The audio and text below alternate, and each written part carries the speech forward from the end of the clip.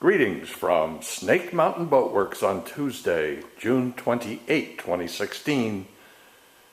The starboard face of the 46 U22's bottom planking is gone.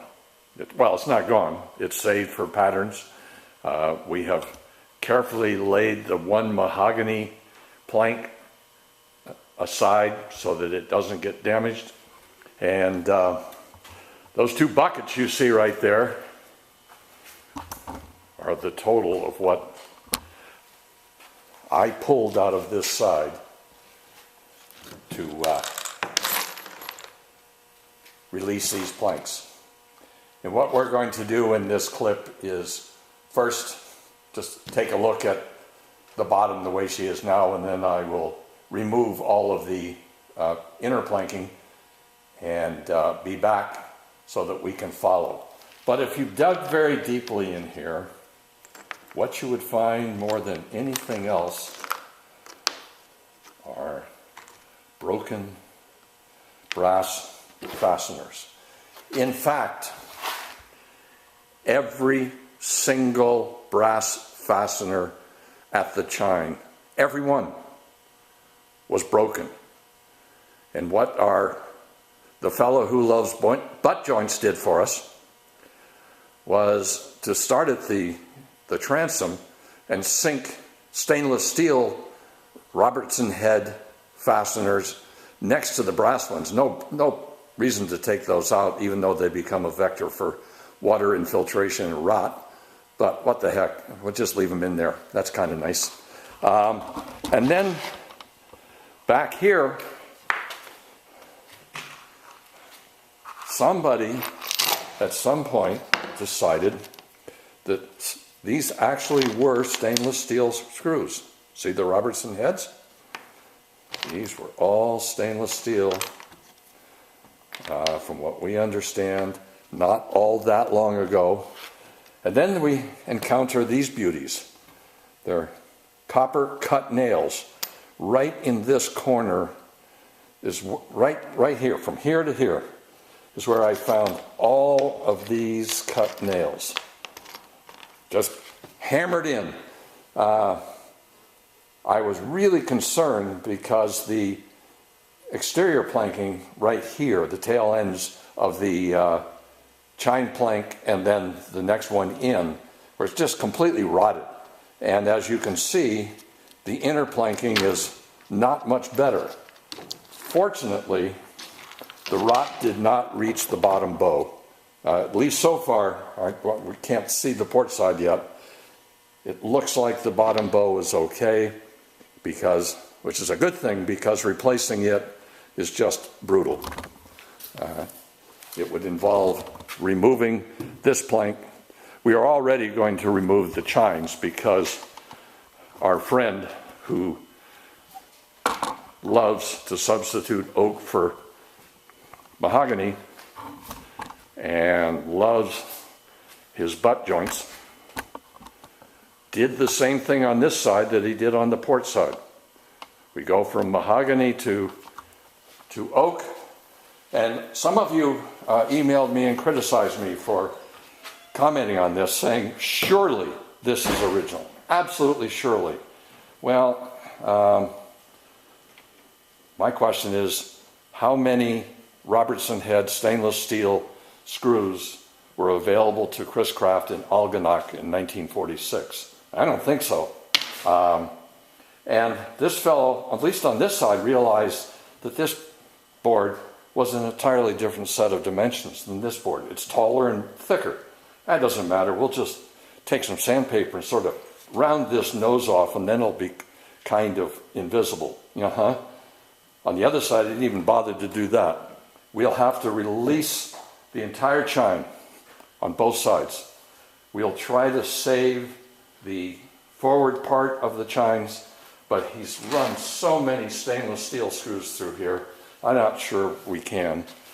And then, remember the short inner bottom planks? Well, there they are.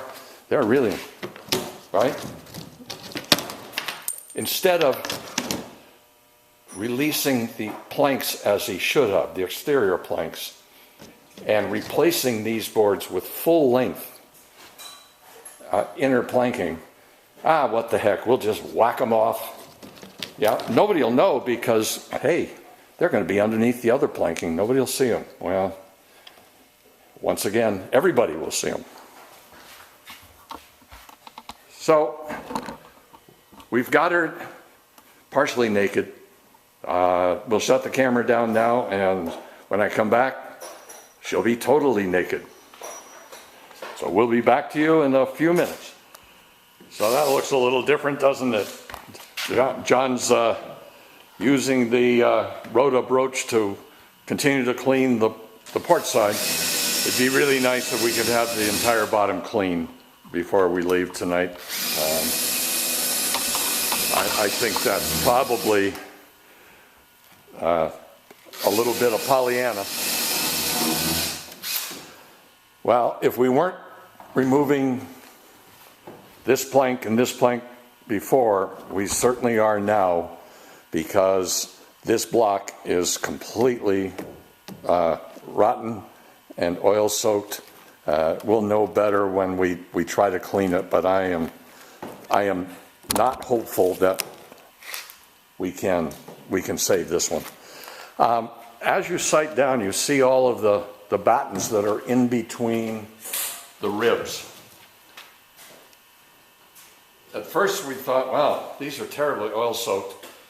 We'll just remake them. And then we realized each of these ribs is steam bent at a different radius.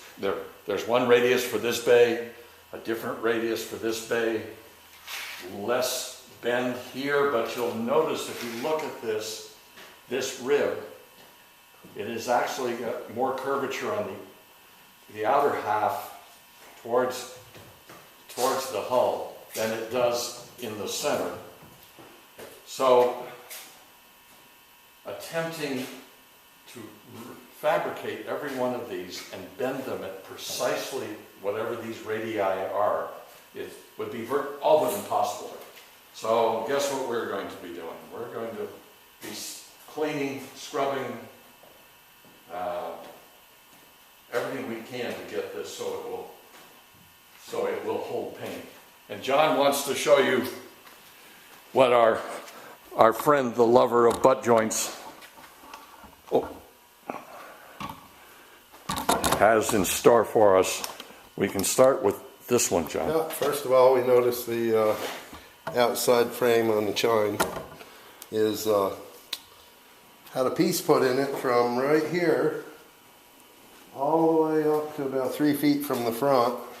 The guy replaced it with... It's further, RJ.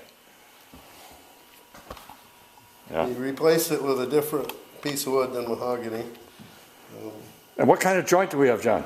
Nice butt joint. Yeah, another one. With a sistered on piece of wood with maybe 10 stainless steel screws in it. Most of the screw is hidden without being exposed to air, which does cause rot. Am I correct? That's correct. That means it's almost certain those fasteners have all failed. We have the same piece, well, a similar piece of wood up front on another butt joint up here. And then we have these two frames. Two frames that seem to have had problems, and the guy spliced in a piece of oak and put a sister behind that, and also has stainless steel bolts in that. And the joint just happens to be? A butt joint. Yeah, yeah. And this is mirrored on the other side. They have the same There's thing. a slice on that. So these are both sides? Yeah. Both of these same ribs? exact repair on both sides. So, in case you're guessing, this rib and that rib are history. We will fabricate them completely anew. We have another one right here also. And we have a third one. But outside of that, and the fact that there's lots of evidence of grease having sat in the bilge for extended periods of time. This front one is just this side. It's just on the starboard side? Yeah, that side's hasn't been repaired and Well. not broke. I don't believe. I think we'll need the one on the other side to use as a pattern. Yeah. Yep. So this is where we are at this point. We will remove all the planking on the port side and then clean things up. We will for sure replace a section of this keel. It starts, the rot and splitting starts about here, and you can see it's just terrible. And if I drop the camera to deck level, I think you'll be able to see the hog. There's a pretty serious hog right here. We will attempt to take that out. So what that means is we likely can do this without releasing the entire keel, but since we are going to be replacing those 3 frames up front on either side, and then we have a series of frames here. That one that's just woefully black, I did the plastic hammer test. It has really soaked up an awful lot of oil and become spongy. The next one right here doesn't meet the keel. The aftmost frame we can save, but we'll have to put a shim of some sort in there so that we can change the shape of this keel to take the hog out of it. So we will be replacing well, at the very least, we'll be releasing the chines on both sides. Our friend drove so many stainless steel Robertson head fasteners through them that were she my boat, I would replace the chines. We will, because we have to do work with the framing behind the chines, the bottommost board, which I call the chine plank for lack of a better term. There probably is a better term. So on both sides, that plank must be removed. As to the framing, again, were she my boat, I mean, this is repeated on the other side, and the problem is the engine mounts. There's the aft engine mount right there, directly athwart of the repair. The repair, I mean, the engine is sitting right in this area. There's the front motor mount right there, you can see, that's been compromised a bit. And the aft motor mount is right there. And the joint on each side is right there. So here you've got this huge flathead 6 engine barking away, creating all manner of torque right where the boat's at its weakest. So we'll make a decision once we remove the chine and the board I call the chine plank. But if we've gone this far, as always is the case in preserving these majestic antique wooden boats,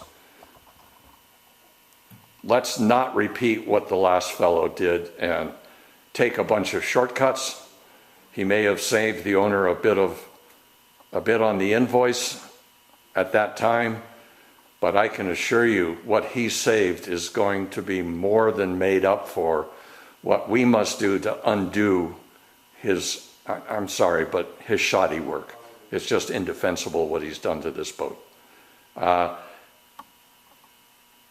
We could,